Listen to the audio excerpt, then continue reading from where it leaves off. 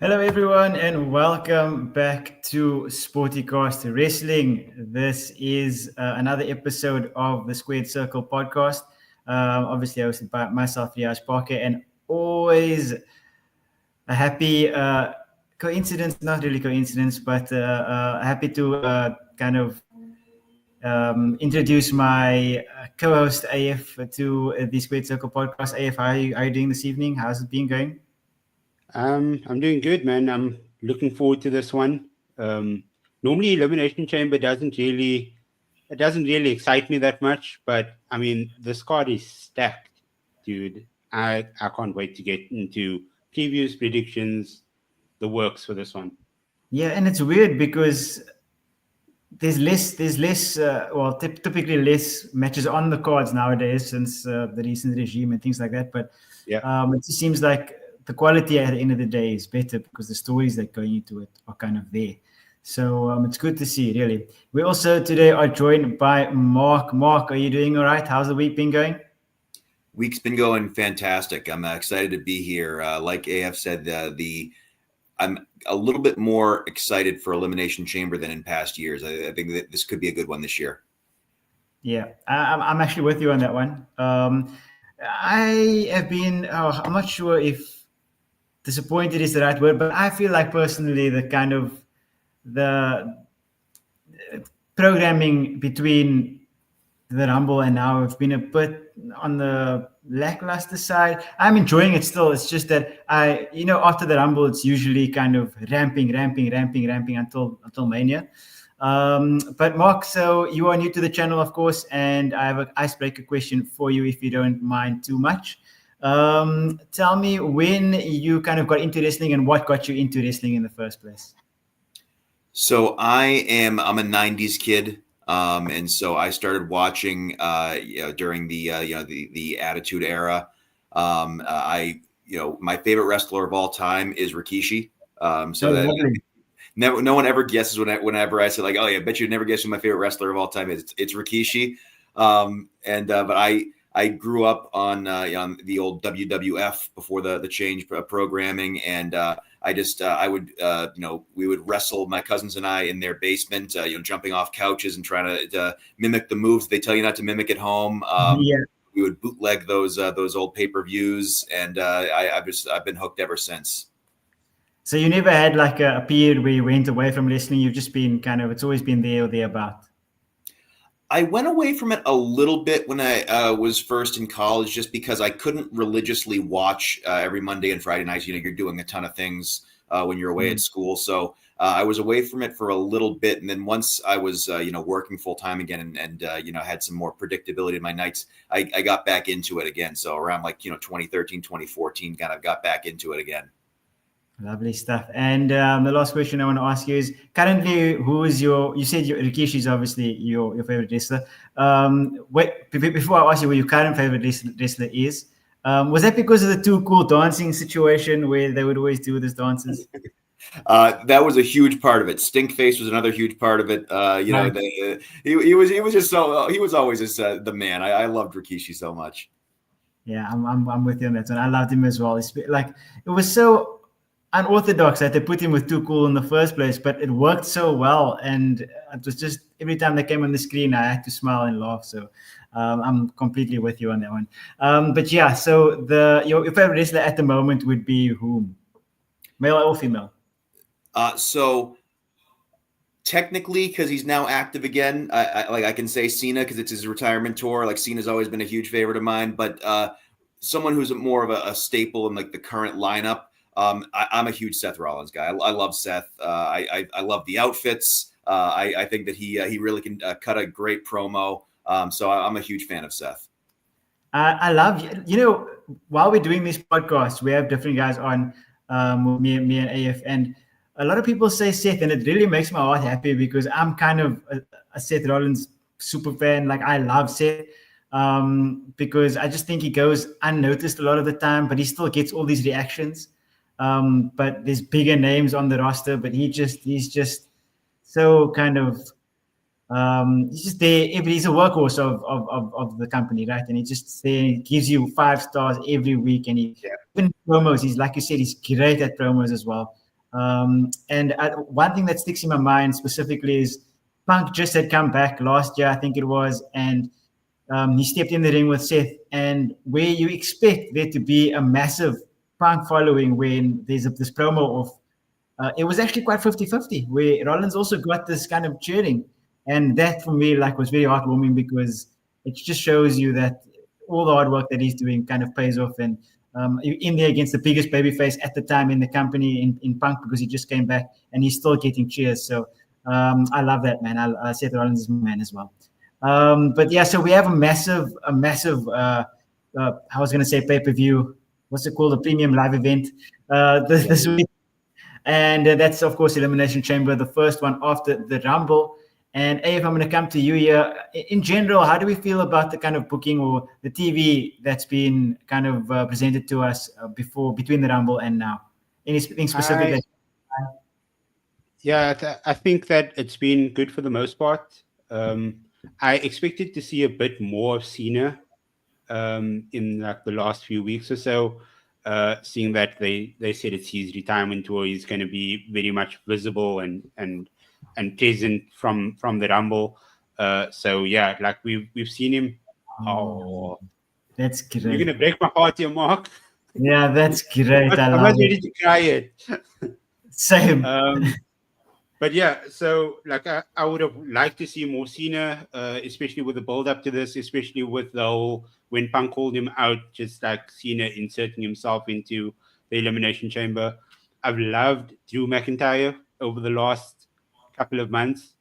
What a guy. This guy is going to social media. He's just picking fights with everybody. The last clip that he released about Cena, amazing, box office. So yeah, like all those small little ingredients combined, it's just going to culminate in this amazing product at the Chamber. Yeah, and I mean, Shoaib says that Cena is going to win the Chamber. That's his prediction, so that's interesting. And Jason saying in the chat that Jason showing his age apparently, and he's asking, is HBK still wrestling? Mr. Ronnie, thank goodness not. Yeah, even though he was HBK was one of my favorites back in the day, but HBK is now, I guess, the what do you call him? The CEO of NXT. Yeah, COO, yeah. I guess of NXT, which is also going quite well at the moment. I think he's doing a great job. So that's been really cool. And the last one we have in the chat so far is, wait, is that Mark the Golden Voice Pacelli? Is there some history there, Mark? That's my guy Brandon. What's up, Brandon? Happy to see his comment in the chat there. Is there history behind the Golden Voice? Did you do some sort of thing in the past? What's the story there? I think he just thinks I have a nice podcast voice, nice radio voice. So it's always nice to have Brandon to boost my ego. Yeah, and he's right. He's actually quite right. I mean, this is the first time I'm hearing it, and I would fully agree. But yeah, so we're going on to the Elimination Chamber this weekend. Is there any specific kind of Mark, I'm going to come to you for this. Is there anything specific from TV that you've kind of been hyped for this pay-per-view since Jay winning the Rumble and Charlotte winning the Rumble? Anything specific that kind of catches your eye? So obviously you have, and I agree with AF that I think that the TV leading up to post Rumble hasn't been as bad as people have said. I think people are just comparing it to last year, where last year you had like the press conference, you had the Rock just going, full vindictive corporate heel. That was a really epic road to Mania last year. And so this year it's a little bit different, but I think that it's been good stuff. And obviously the Rock showing up last week and really kind of putting that offer out there to Cody about like, I want your soul. I want you to be a corporate sellout champion. That's up there. But the stuff with Cody, Sammy, and Kevin Owens in general, which obviously is leading to this unsanctioned match, like that's been really interesting stuff. I mean, the Cody and KO ladder match, that's where you got, again, that little glimpse of Homelander type of Cody that I think we're going to get eventually. I think that we are going to get like this heel Cody eventually. So It hasn't been like as in your face, outrageous as last year, but I think there's been some really good storylines that are, continuing to go through Elimination Chamber. Yeah, 100%. And I like what you said there about the subtlety of the Homelander Cody, that subtlety of the heel turn that is coming through every now and then. And when it eventually comes to fruition, it's going to completely blow everybody's mind. I just have a feeling because, I mean, Face Cody has been great. He's been the face of the company. He's doing all the meet and greets. He's doing amazing stuff. But when he can be despicable when he wants to be, and it's going to be a great turn when it happens. But yeah, going on to the elimination. Yeah. Yes. Or like, I'm just going to put this to both of you. What do you think? What do you think about this? So the standoff is going to happen at the chamber, right, between Cody and The Rock. He's going to have to give him his answer and tell him all of these things. What if he turns The Rock down and The Rock approaches John Cena and we have heel Cena for his retirement tour? You can go, Mark, on this one. Take it away. So I've gone both ways on this one. I think that you could see that. I think that's more likely than Cody accepting his offer. I could also see Cody declining his offer and then The Rock terrorizing him like he did last year, until he submits, attacking him backstage and stuff. But I think that you again saw little seeds planted with Cena's press conference after the Rumble, where I'm tired of being this company first guy. This is my retirement tour. Kind of planting seeds for maybe he'll, out of desperation, maybe he'll take The Rock's offer. Maybe he'll lose Elimination Chamber, and that's the last option for him to get his moment in the sun is to team up with the last person you'd expect. I could see it. Yeah, I mean, it's difficult to kind of, because like you said at that press conference, I was super surprised at the cadence in which he cut that promo, because it was a promo at the end of the day, which is surprising because usually Cena comes out to the press and he's all like, oh, 5 more minutes here. Oh no, it's all good, and he's all all babyface Cena. And then in that press conference, he's like, nope, let me talk, and he cut this promo, and it was a little bit heelish. It was slightly heelish. Yep. And all of this things that people are kind of like Drew, like AF was saying, and like CM Punk is saying, all this kind of things. Oh, he didn't even earn his place, and all of this stuff. It kind of it's leaning towards the heelish side, and I'm not sure how I personally feel about it, because everybody's like Cena for once after ages is now everybody's behind him. There's no Cena sucks. It's only let's go Cena, because of this whole farewell situation. And I kind of want to see that through. I want to see that through with him being a face, getting that 17th title, getting that record. And the issue is that both of you have gotten put it on great points. And I mean, that's the beauty of the current storytelling that we are privy to. As opposed to previously, where it wasn't so subtle, it was in your face, it was this, it was that. But now anything could go either way, and actually it could work either way as well. So it's been really, really great TV. But I'm not sure about that. I'm still not sure about The Rock's involvement in this whole Cody situation. It's confusing me. This whole I want your soul, and I mean, if it's not building to a match, then how are we culminating this thing? Yeah, for me, it's just giving very, very much like corporate Vince and Steve Austin from about like 20 years ago. So yeah, like it seems like they're trying to sort of replay that storyline in a more modern sense. But just to backtrack on your Cena points, the crowd has been waiting for this for years. Yeah. They've been waiting for heel Cena for about 2 decades. So the crowd is behind him. If he turns heel, the crowd is still going to pop. That arena is still going to have its roof blown off. So I don't think there's any damage turning Cena heel in his retirement tour. And then maybe just before he finishes off, he has one last babyface stint for about two months. Okay, and that's fair as well. Zakir's in the chat. He says Cody needs to drop the title at Mania, and Jay shouldn't win either. Okay. Nah, dude. Jay needs to win that title. Okay. He needs to.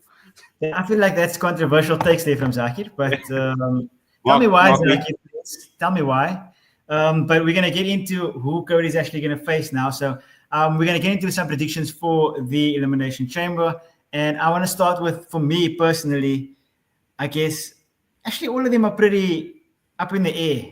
If I'm looking at this, this kind of I'm looking at the match card at the moment, and they all kind of look like it could go either way, bar maybe the Tish and Nia one, tag team match. So I want to start with the women's Elimination Chamber. AF, I'll start with you. It's Liv Morgan against Bianca Belair, against Alexa Bliss, against Bayley, against Naomi, and against Roxanne Perez. Who do you think is winning and why? I think this is Liv Morgan. There's Liv Morgan winning all over it. I think Bianca and Naomi are going to be screwed by Jade Cargill. I think she finally makes a return. And yeah, there's going to be that could be like there could be a very big spotlight on that segment. But yeah, I think Liv Morgan, she'll go on to I think it's Rhea Ripley that this winner will face. And yeah. I mean, that's storytelling on its own. They're gonna come back 360 back to that feud. But I'm very interested to see what happens with Alexa Bliss. We don't know much about this new persona that she has. Is she going to be affiliated to the Wyatt Six? Is she going to do a complete 180 and go back to the Goddess? I'm really intrigued. I'm very curious. But yeah, I think Liv to take the chamber. Fair enough. Mark, I'm coming to you next. Who do you think and why is going to win this chamber and go on to face Rhea Ripley at Mania? So yeah, just like AF, I think that this is definitely up in the air. I could see multiple possibilities. Alexa is definitely interesting. So obviously she makes the grand return at the Rumble. Massive pop as well. Yeah, huge pop, and she's obviously been on TV since then. I could see them trying to push her right away, but I could also see them not pushing her this soon. I don't see it being Liv only just because I just feel like they're not going to revisit Liv versus Rhea like 18 million.0 at this point. It is good storytelling, but I feel like they would understandably be like, maybe the fans don't want to see them rematch for the what seems like the 1,000th time. I agree with AF. I think that we're going to see a return from Jade. I think Jade's going to resurface at Elimination Chamber. I think that Bianca wins Elimination Chamber, and I think that she's then confronted by Jade afterwards. And I think that it's going to come out that it was actually Bianca who attacked Jade. That's my theory. The whole Liv thing that seemed too convenient. That footage, I feel like meant to throw us off. So I think it's going to be that that Bianca didn't like that she was in the storyline didn't like that she was sharing the spotlight with Jade, at least not so soon, and she ends up orchestrating or directly pulling off that attack, and she's confronted about it afterwards, which could lead to some additional storylines. Yeah, I like that a lot. Because I was going to go with Bianca as well, but I just feel like if that storyline has to come, and I just don't like both of those storylines going on at once. So like Bianca versus Rhea at Mania, and then also there's this looming thing of Jade kind of also on the road. So hopefully I don't think that she's gonna that Jade is going to be blaming Bianca though. I think if anything it's going to be Naomi. That's what I was going to say. There's so many segments where they speak about it or they'll look back at the footage and stuff, and you can see Naomi sort of twitching or trying to walk away, or just she looks guilty. So I think it was a sort of planned thing because she wanted to get Jade out of the way, and she's basically just aligned herself completely with Bianca. They won the titles together, the tag team titles. They've also lost the titles together. So she just went for the opportunity, and I think Jade's going to come back, and if she doesn't screw both of them in the chamber, she's probably going to going to screw Naomi. Yeah, I can. So for me, I think that I find it better to have the Naomi screwing Jade storyline so that Bianca can win, because I can see Bianca winning the Chamber and going on to fight Rhea, because I think that will be, I guess, the biggest match out of them all the options. A Bianca Rhea kind of Mania match. I forgot about that. Thanks for reminding me, AF. But Liv and Raquel won the tag team titles last night, or on Monday. So I don't think that Liv will take it either. So the only two people I see actually being able to do this, besides the Alexa Bliss thing, which is also a possibility, is Bianca or Roxanne Perez, because it's a wild card. It's just thrown in there. I know she has something with Bailey going on, but like that's more for like. I completely forgot about Bailey. Yeah, poor girl Bailey. Bailey, Bailey's a good end, a steady end. She's like, I don't want to say the Seth, but like she's the Seth of the four horsewomen. She's the Seth of the Shield, or you know what I mean. But then I'm trying to say, but I'm gonna go Bianca Belair as well. I think that's the biggest Mania match, and I think that will be a really good match at the end of the day. But Bailey could do it as well, but that's what I'm saying. All of these matches are so up in the air. Anything can happen. Just depends on which way they want to go storyline wise. But the next match I'll go to is probably the most predictable one. It's the tag team match between Tiffany Stratton, it's Tiffy time, and Trish against Nia Jax and Candice LeRae. Mark, I'm going to come to you first. Who's going to win that and why? Yeah, it's going to be Tiffy time at Elimination Chamber. I think that they're going to be their way of really trying to put her over. Obviously recently became champion and really want to see her win a match in a PLE to really solidify her there. So I think that and having Trish Stratus there as the legend that she is to kind of help boost that as well. So I think that's going to be the outcome of that match. I see that as the most likely one. I really don't see a way that Nia is going to end up winning this. Nia and Candice. Yeah, and they shouldn't be, to be honest, because I mean most of the SmackDowns we've seen since the Rumble have seen Tiffy squashed. She's been on the floor. She's been like not really being built as a strong champion. But I think, this is with also in Toronto with Trish next to her. I think that has to be the two of them to kind of pull off the victory there. A post-match Charlotte coming out, maybe. AF, your takes on this, predictions, who do you think and why? Yeah, so I love Tiffy. I think she's amazing, and I think her title reign is going to last or I hope it would last for a while. But Charlotte wins LOL, guys. Charlotte wins LOL. Come on. This is probably going to be the match at the Chamber that I'm going to get up and go to the kitchen and make me a snack or something. Oh, come on. At least you didn't say toilet break. The inclusion of Candice LeRae, ever since Indy Hartwell was released from the company, they've been looking for some way to include her in, and I just don't feel that she gels well enough with Nia Jax. So I haven't been enjoying this feud or this storyline. I think it's bang average. But if Charlotte comes out or if Charlotte tries to disrupt the match, setting something up for Mania, I think that would be cool. But all in all, I'm not really interested that much in this match. Can one of you please explain to me why Charlotte came out on the first after winning the Rumble and cut a babyface promo? Can anybody explain that to me? I don't know, but she changed it really quickly because she heard the crowd booing her, and then she was just like, "Okay, I'm not going to be a babyface anymore. I'm just going to be the heel that they want me to be." And not that they enjoyed that even more, but that was weird. I don't know. Yeah, that was very strange. I kind of felt so bad because everything she was saying was kind of true. It was a horrible injury. She struggled for so many years and things like that, or so many months. And she came back and she was very heartfelt about it, which is all good and well. But then switch it up, say your piece, you want to say thank you and all of this, because I get it. It's been difficult for you, but dude, I mean, Tiffy's on the rise. Her stock is rising. Everybody is starting to love Tiffy. And you know you're going to be the heel because you're most likely going to win.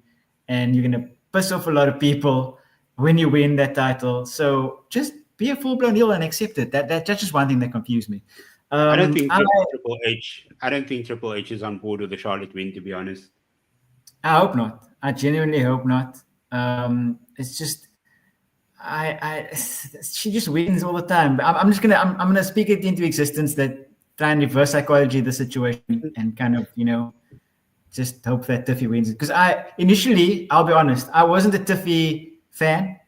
I thought all she had was a cute catchphrase, "It's Tiffy time," and she came out and she flooded her hair everywhere and looked cute, and but since then I kind of I understand it a bit more. I just needed a bit more time to kind of get to grips with the character, and the in-ring work is really good as well, which I wasn't privy to before.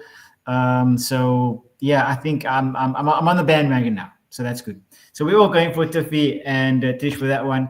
Like I said, probably the most predictive one on the card.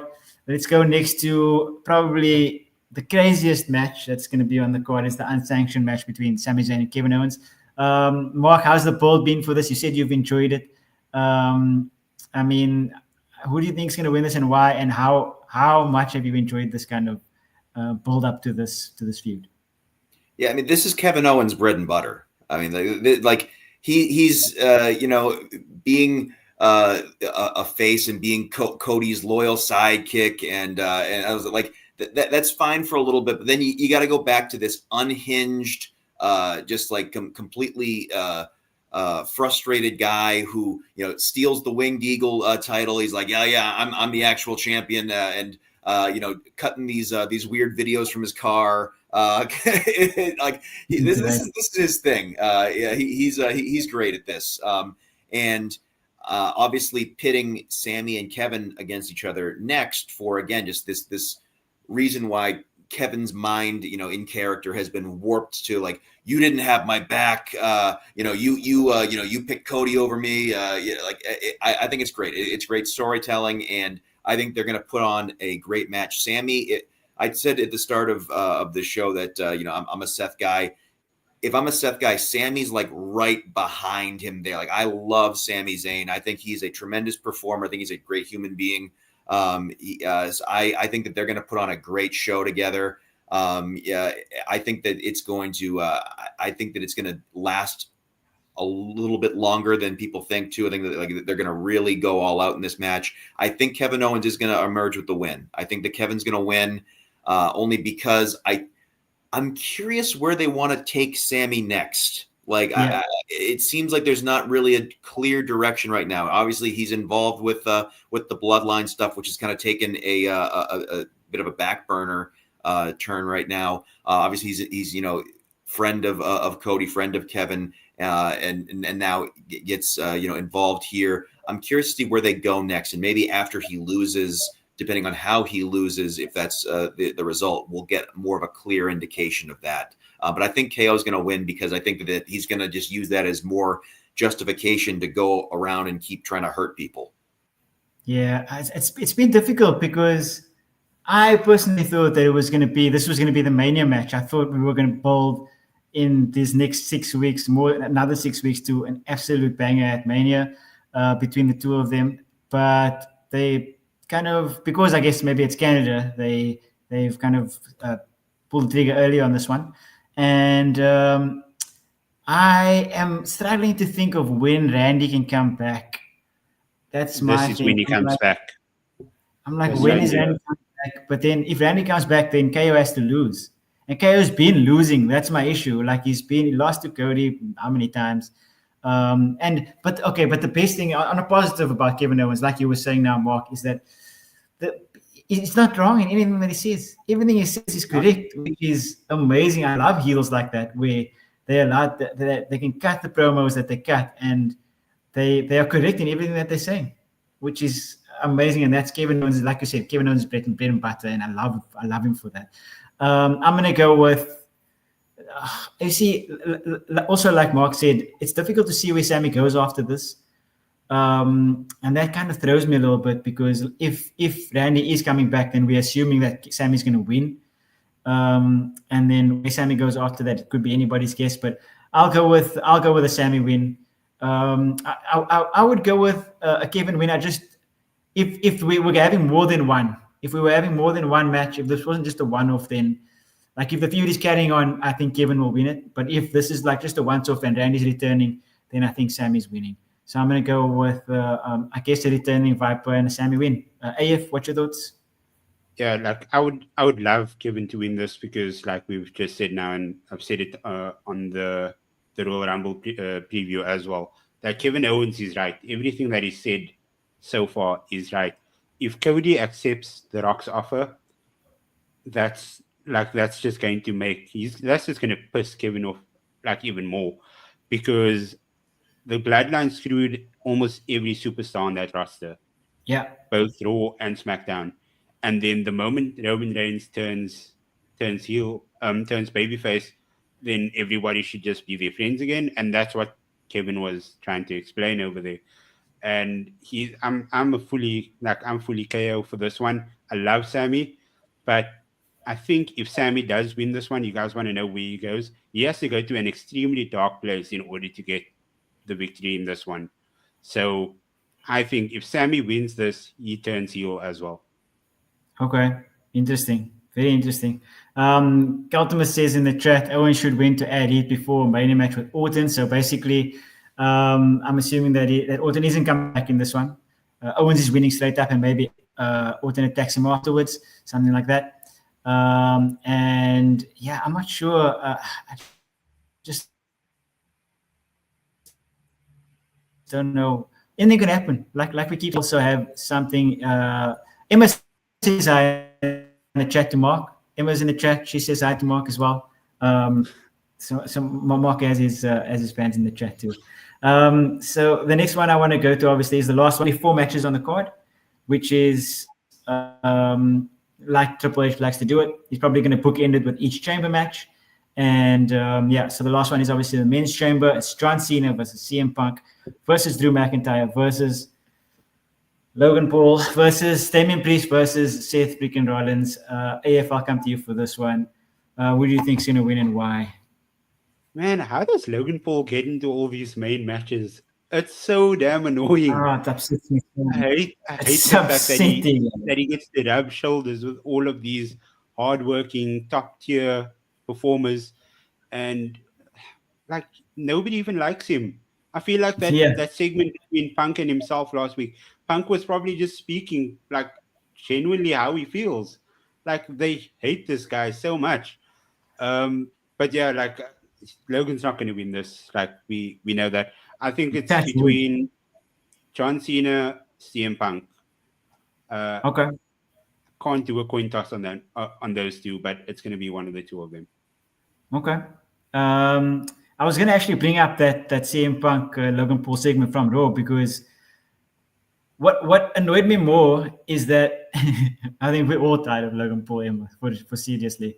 But what annoyed me so much was that it looked like Punk had a leash on him in that promo, which annoyed me to no end, because he could have gone so much further, like Punk has been doing, like the Punk and Drew things. I hope so too. I hope that they're Logan through the chamber too, honestly. And plus, the last 2 years, I think it was 2, maybe even 3, Logan's been messing up the chamber. Like he's interfered, he's come in after he's been eliminated, he's been messing up the chamber, and that also annoys me. So, anyways, that promo between the two of them annoyed me so much, because, it just seemed like Punk was on a leash and Logan could say whatever he wants, and Punk had to kind of be PC about the whole thing, which annoyed me quite a bit. But I'm gonna go with. Oh, this is so difficult. Is this to fight Cody at Mania? It's the Cody match at Mania. I don't want Punk Cody. I'll be honest. I don't want Punk Cody because I don't want Punk to kind of main event WrestleMania. I'm that guy. I apologize. Saki's saying, I think Cena doesn't win the chamber. Maybe he wins Money in the Bank, cashes in. I could see that, especially with like the heel Cena, or like the going towards heel Cena, like a heelish cash in. I could see that. I just really want him to win the championship properly in like a feel good moment. It's the romantic in me. I'm gonna go with Drew McIntyre. I'm gonna go with Drew McIntyre because like we were saying about the whole Cena Rock corporate situation. I feel like a Drew corporate situation might be interesting because Drew hates the bloodline. I think he'll be loving this working inside out. Somebody else to back him in the corner, and he can use this corporate thing to go kind of hunt down the bloodline as well as take over this Cody. And if it is that way, if it is going to end up that way between Drew and Cody kind of says no and Drew says yes, I honestly think that there's a possibility that Drew can win the championship by selling his soul at Mania. So I'm going to go with Drew McIntyre for this.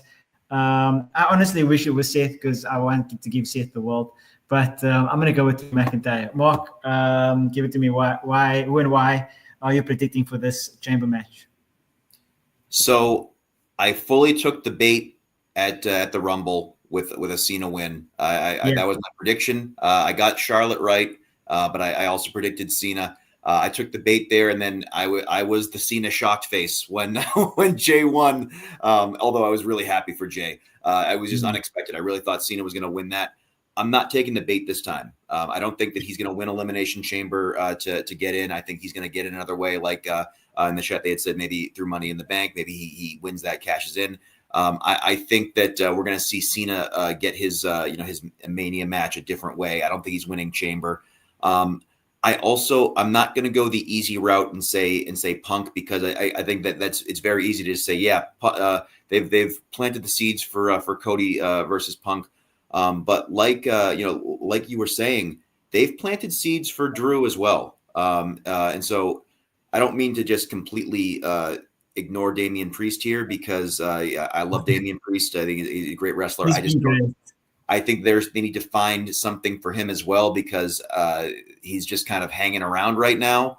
So they got to find a new feud or something for him. Logan Paul, if he's not the first person eliminated, I'll be upset. Like, get him out of this match immediately. He's involved because they want to get the attention from Gen Z. Like they want Gen Z to tune in, so he's involved for that reason. Get him out right away. You'll still get the Gen Z ratings. Just get him off my screen. But they've been planting the seeds with Drew. The Rock giving him a sword. Him going out to Cody saying, I want to help you. I think there's going to be some sort of back channel arrangement between Rock and Drew McIntyre, knowing that Cody is going to turn down his offer, and you're going to see Drew possibly be Rock's champion, and he wins Elimination Chamber, and he's going to be the guy who Rock is trying to push, and dethrone Cody. I think that's going to be my bold prediction there. Yeah, I love that. Out of all of them, like you said, you broke it down perfectly. And I mean, it would be for me the most exciting as well. Obviously, I want Cena to win it and go on. I think they want to kind of. There's been rumblings that they want to kind of pull that massive face versus face Cena against Cody match at Mania.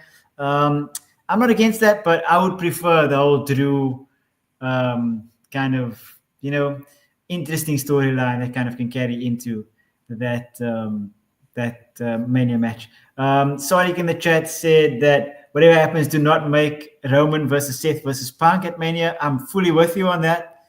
Go for it. No. I'm just I'm echoing whatever you said. Like, I think that has the ingredients to actually be a main event, a proper main event without the championship. That can actually end off one of the nights. That's how big that match is. Yeah, but I think I've said this before on the podcast. I would prefer a singles match between any one of those three. I take a Roman Seth singles match. I take a Punk Seth singles match. I take a Roman Punk singles match over the triple threat, just because I think we can tell better stories with each of them, and we can prolong it, each of them with a specific kind of story going into it with two of them and then two of them. I'm just going to punt something real quick. So, say for instance, CM Punk wins Elimination Chamber, and it's going to be, and then we have Roman versus Rollins at Mania, which I think that is years in the making. Like, it would be an amazing WrestleMania event. But just hear me out. Cody says yes to The Rock. Sorry, my brain is like going crazy right now with like scenarios. So Cody says yes to The Rock. He becomes his champion. He becomes this Homelander heel Cody. And CM Punk goes up against him at WrestleMania. Backs against the wall. He calls Paul Heyman for that favor. Out comes Roman Reigns to sort of assist him.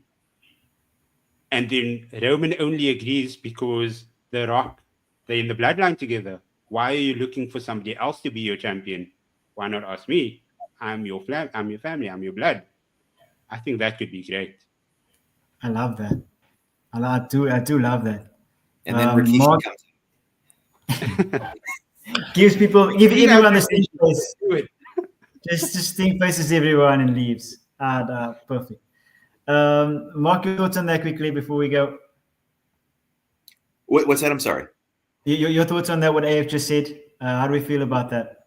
I would love that. I think that any sort of twist like that, I think that would anything that's outside of like the predictable outcome, people will the shock value always sells. So I would love to see that, because you know Roman has to resurface here soon in some sort of way, and face Roman is not something that people are going to be too interested in. They want their tribal chief back. They want they want the man who's going to take that company back. And so him wanting to get involved to that extent, I think it would be great. You will not catch me doing that. I am the one person who I can't get behind him. Unfortunately, I just don't like him. He deserves it. He's been doing really well. The whole storyline. I didn't like his championship reign, but like the whole turn to face was nice and organic. I enjoyed it. I can't get behind part-timers holding belts for so long. I just don't like it. It happened with Brock, and everybody complained about Brock, and it happened with Reigns, and now people are cheering him. So I just can't get behind that. I'm just a sucker for the kind of popularity that a lot of people go behind. But it's like Punk. I'm not really a fan of. Like, I love Punk. I prefer Seth, and Roman. I'm not really a fan of. I prefer Cody. But like, Saki also says that KO deserves more. I fully agree with that as well. But it's going to be exciting. I think there's so many ways that we can go, especially out of this Elimination Chamber. But the most important thing, as Mark said, just get Logan out there early, please. Just get him out there early. I also have a fear that there's going to be this Logan Punk Mania storyline that could possibly be there. I actually preferred the Rumble Logan AJ Styles, I think it was. I prefer AJ Styles Logan Mania match than a Logan Paul CM Punk match, because I just feel like Styles will make him look good, and Styles is one of my favorites. I mean, he's amazing all the time in the ring. And I'm just glad he's back, to be completely honest with you. But yeah, that's been our Elimination Chamber predictions. Storyline chat. Any last words before we go? AF, I'll start with you. Anything else that we're excited about in the WWE? No, I think we covered just about everything. Just one more thing about the Logan Paul stuff. I think they are testing the waters with a couple of superstars who could potentially fit well with Logan Paul. So that's why they had the Punk thing. They had the AJ Styles bit. There was a Rollins bit as well, I think, a couple of weeks ago, if I'm not mistaken. I think they're just like testing the waters with him, which one could actually have a good fit at Mania. But yeah, I don't care. Like, just count 1, 2, 3 within the first 5 minutes of the match. And like, just the way he speaks about it on his podcast, it annoys me. It pisses me off so much, because I understand, like, you have an image to uphold, but like, respect the business. Like in some podcasts, he's really good about it. Like he portrays the proper etiquette in order to like bring across certain kind of information and questions that he has for the viewers. But in the recent one with Michael Cole, it annoyed me. It was so annoying. He just didn't care about anything, and he just said what he wanted to say, and that just annoys me. One more thing from my side before I give it over to Mark is that what the main match that I really wanted personally for Rhea was Io, and we're getting that on Raw Monday, which is super disappointing. I would have loved. I love Io Sky. Io Sky is my favorite female wrestler on the roster. I think she's amazing. Every time she comes out, she grabs your attention. She's brilliant between the ropes, and she speaks no English. I mean, how can someone be so captivating and speak no English at the same time? It's amazing. I love Io Sky. I wish she was in the chamber and that she would have won, but alas, we're having it on Monday, on Monday Night Raw. But yeah, Mark, your final thoughts heading into the weekend. Are we excited in general? Definitely excited in general. And then to piggyback off of AF's stuff with Logan Paul. I mean, listen, at the end of the day, I do give him credit. He's good in the ring. Like he's an athletic guy. Like when he's in the ring, he definitely belongs out there. But I think what they need to figure out with him is there's a difference between being a heel with a storyline and just being an obnoxious troll who people can't stand. They need to actually have him feud with someone and actually feud with someone, not just have people out there annoyed at his existence. Have him actually feuding with someone. If you really want to turn him into a character, into a wrestler, as much as I can't stand him, you can do that. But as of right now, people don't like him because all you do is you're using him as a prop. You're using him as a Gen Z attention prop. He needs to get better on the mic. He needs to actually develop that side of the profession if he wants to do this full time. And he says he wants to do it full time. Now you got to learn how to cut a promo like these other professionals. You have to feud with someone. You have to, not just show up on your terms. Like you want to commit, you got to commit. Yeah, 100. Oh, that's so well said. I could not have said that better myself. I love every word that you articulated that so well. Because I mean, if he wants to be a full time, he can't be a Roman Reigns full time because that's not full time, and he doesn't deserve that yet. Like he can't just pitch up when he wants to, like you said, and just cut a random promo and have people booing him. And he needs that storyline. He needs to pitch up every week, contribute to the storyline, and then it's probably way better. We will actually, like you said, he's amazing between the ropes. Like surprisingly, that's the only reason he's gotten this far, I think, because he's been so good between the ropes. And it's just I think a feud would be really, really great for him. Super well said there, Mark, on that one. But yeah, we have come to the end of our show. AF, where can the people find you on socials? Yeah, at AF Parker 642 on all social media platforms. Great stuff. Mark, what about you? So I am most active on Twitter. I will always call it Twitter. And that is at Mark Piselli 13, Piselli. I am always on there talking sports, talking movies. I'm kind of a mixed bag. I'm talking about a bunch of stuff on there. So I'm always love to engage with people. Lovely stuff. Thanks so much, Mark. And it's been great to have you on the show today. It's been great having great insights. So I've loved having you on the show this evening. Thank you so much for joining us. Follow us also on all social media platforms at Sportycast, Blue Sky, Twitter. I'll also call it Twitter.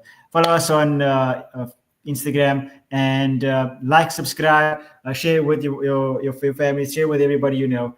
And we appreciate the love so much. We appreciate everybody in chat as well, everybody who came through.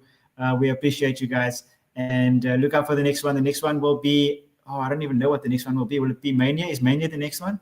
Yeah, but it's like April. Second week in April. So it's still a while. So we'll be back for then. Yeah, quite a while from now. And we have a lot. I think they're doing an entire European tour during March. Oh, but then there should be something there, shouldn't there? Like something in France or something. Nothing. There's no PLEs now. Okay. It's just it's just Raws and SmackDowns. Okay, lovely stuff. CJ telling us in the chat that it's the 19th and the 20th of April, so quite a while from now. But we'll be back with more content for WrestleMania. Until then, enjoy Elimination Chamber this weekend. Thanks so much once again. Like, share, and subscribe, and we'll see you guys next time. Enjoy.